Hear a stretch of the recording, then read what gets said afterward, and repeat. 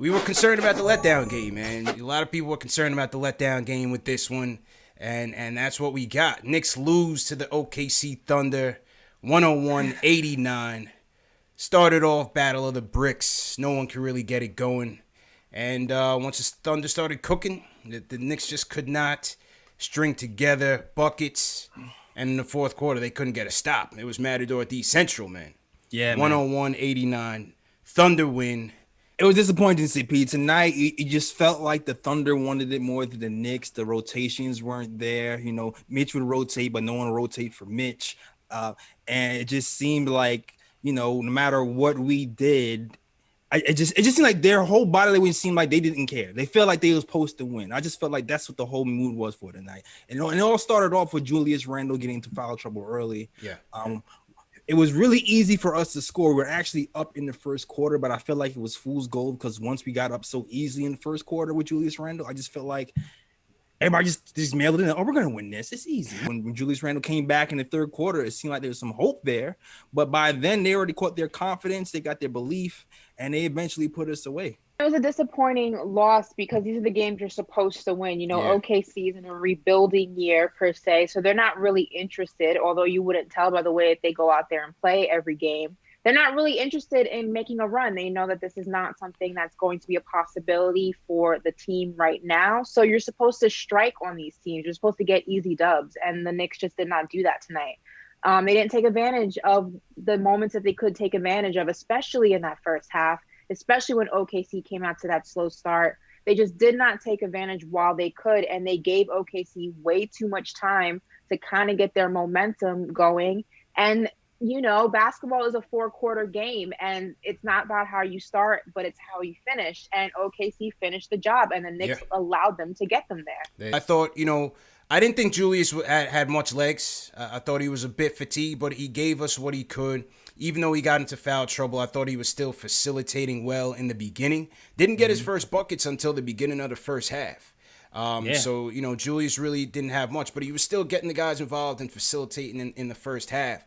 But I thought in the second half, between the refs and the teams and the teammates really not helping him, I thought he kind of checked out of the game mentally as well and started going a little bit too much ISO. It was too much Peyton in that second half. Not enough Quickly. You know, Quickly did struggle, I agree, but it was too much Peyton to play that whole third quarter. I thought Tibbs went a little bit too long with the starters. And this is a starting lineup, as I said, that's going to struggle to score with RJ, with Peyton in that lineup, and with Bullock not being as dynamic of a playmaker as you need, which is why you need Alec Burks. They missed Alec Burks tonight. And so I thought they just went too long with those guys, and they just never got into a rhythm. There was no ball movement. There was no off-ball movement, which was what allowed them to be successful in their wins. And so they just couldn't get it together. The thing that I struggled with was at 2 minutes and 35 seconds left in the third, they were up by 3. Mitch had it going defensively all night. Horford gave him a little bit of a struggle, right? You know guys that are prolific on the perimeter are going to, have an advantage over Mitch. But I thought protecting the paint, he was as good as he's been all his whole career so far. And so for them to take him out at that point and him not to see the rest of the game, I didn't understand that. Because once they took him out, they feasted on Noel. Once they went to Randle at the small ball 5, it was Matador D. It was over with. I heard the coach kind of say that Mitch was a little bit sick, and he felt like going small worked for them in the past. So maybe that's the reason why they did it. I'm not sure how severe his sickness is, but you're absolutely right. Mitch was having a great game. He's been having a great season so far. I would like to see him come back in the game at the end of the quarter. Julius at the small ball 5 in certain spurts has helped this team. And obviously Tibbs was looking for some sort of spark to have him out there with more of the guards. But defensively, they just gave up too much. And between SGA, between Diallo, these guys were just slashing through the paint and just had their way with them. You know, Maladon was doing his thing here and there. So this is a hungry Thunder team, man. They're 3-4 on the campaign, 4-4 now, but they just came off of a win over the Pelicans. So, you know, they shouldn't have taken them lightly, and this was definitely your prototypical trap game. I am the biggest supporter. I'm the biggest rider for RJ Barrett, but he's got to stop shooting threes until he develops a consistent three-point game. And there's nothing wrong with completely removing that from your game until it's consistent enough to where you can rely on it. Yeah. There's nothing wrong with developing a mid-range game, incorporating that into your game while you're working on the three, but just chucking up these shots that most of the time do not go in is just a waste of a possession. And especially in a game where you're losing, you can't afford to do that. You just can't. Yeah. It's just irresponsible. I mean, although the Knicks did not do a good job of kicking the ball out to the next open man, getting that second, third option going. Yeah, RJ no more ball movement at all. It was absolutely terrible. But RJ's got to do a better job at playing smart basketball and just chucking up 3-point shots when you don't have a consistent 3-point game is just not smart basketball. He still had 19 points, but he was 7 for 21 from the field. And all Dort was doing, he was ducking the screens the whole time, waiting for RJ at his spots. They were just waiting for him to force that ball in the paint, go left, and they shut that down. He just needs to get in the gym. There was a night where he went in the gym and he was there all night, and the next game he came back like Ghostbusters, and he just shot the lights out. He needs to do that every single night. You're not that comfortable yet to be like, I got this from the line. No, you don't have it yet, RJ. You need to put in that extra time for sure, man. Have you seen the paint today, though? Yeah. I mean, every day, not even every day. The paint is clogged. They're waiting at the rim because no one can shoot. Like, the whole team couldn't shoot from three today, man. Yeah. I think we was at 33% from three. Like, why? Why? I thought Quickly struggled as well. Let's be real. I thought, he struggled against Conley in the Jazz game.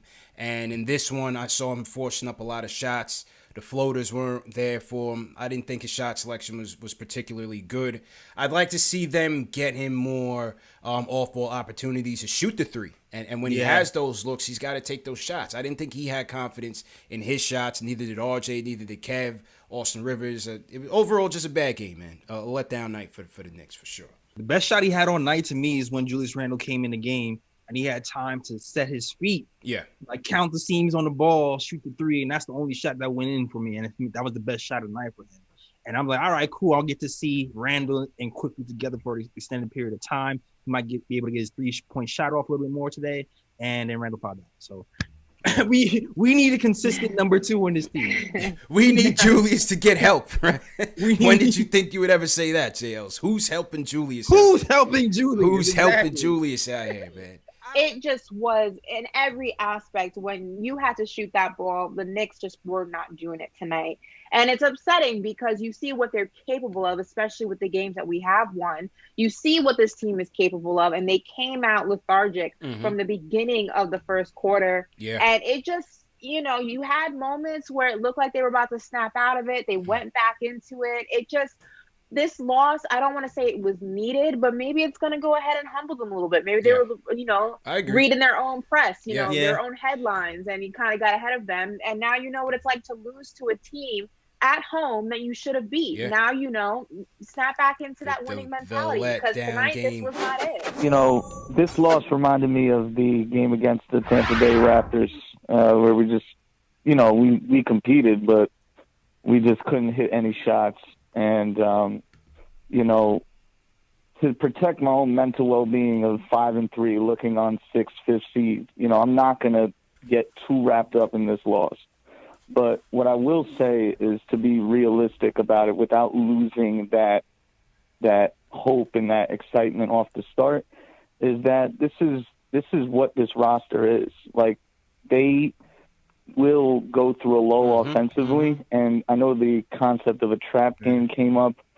Usually a trap game has like a connotation with just poor effort from the start. Yeah. I don't really think they didn't try. I think agree. that there's a correlation between them missing so many wide open shots, and that just kills the energy of who we are. Yep.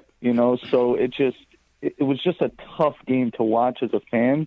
And I can understand, in the chat and also just as a fan right after that loss, it sucked. The whole thing sucked. It was a terrible game to watch. But as far as like who we are, this is going to come with it. Yeah. These types of games are definitely going to come with it. We don't just like flip the switch and think that a bunch of rotational guards are going to be able to get us buckets, in the half court when we need them.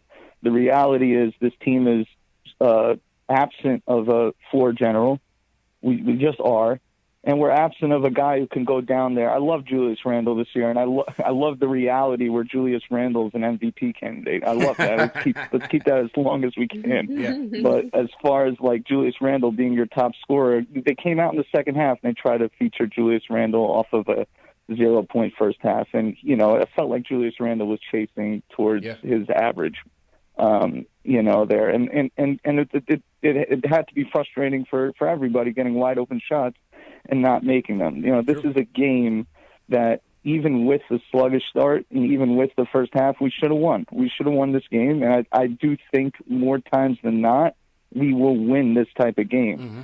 So it's more so the games that we won earlier in the year that I'm more concerned about when the competition is a little bit, better than us, because I do feel we are, a year or two behind from what we started out as, if that makes sense. Mm-hmm. But let's just keep the vision in mind, and guys, take it easy on RJ Barrett, take it easy on Kevin Knox, take it easy on these guys, because until we have a point guard, those players will not play up to their potential. I'm just telling you now, like, those guys will not be who you what you think they can be, because he's shooting 25 times to compensate for the fact that he doesn't have a point guard to put him in the best position.